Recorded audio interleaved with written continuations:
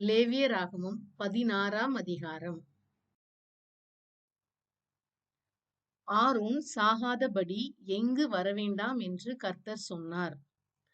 பரிசுத்த ஸ்தலத்திலே திரைக்கு உட்புறத்திலிருக்கிற கிருபாசன மூடிக்கு முன்பாக சகல வேளையிலும் வரக்கூடாது.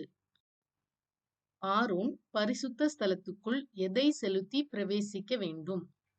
ஒரு காளையை பாவ நிவாரண பலியாகவும் ஒரு ஆட்டுக்கடாவை சர்வாங்க தகன பலியாகவும் செலுத்தி பிரவேசிக்க வேண்டும்.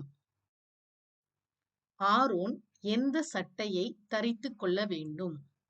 பரிசுத்தமான சணல் நூல் சட்டை. எதன் பின்பு பரிசுத்த வஸ்திரங்களை தரித்துக் கொள்ள வேண்டும்? ஜலத்திலே ஸ்நானம் பண்ணின பின்பு. ஆரோன் சபையாரிடத்திலே வாங்க வேண்டியது என்ன? பாவ நிவாரண பலியாக 2 வெள்ளாட்டுக்கடாக்கள், சர்வாங்க தகன பலியாக 1 ஆட்டுக்கடாவையும் வாங்க கடவன். 2 வெள்ளாட்டுக்கடாக்களை என்ன செய்ய வேண்டும்?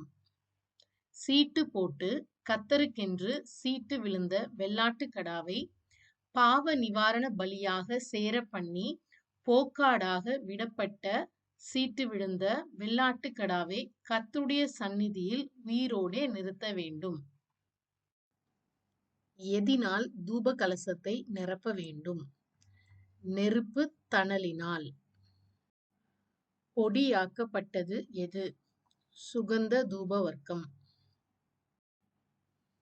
வெள்ளாட்டு கடாவினுடைய தலையின் மேல் எதை சுமத்தி வனாந்திரத்துக்கு அனுப்ப வேண்டும்? இஸ்ரவேல் புத்திரருடைய சகல அக்கிரமங்களையும் பாவங்களினாலும் உண்டான சகல மீறுதல்களையும்.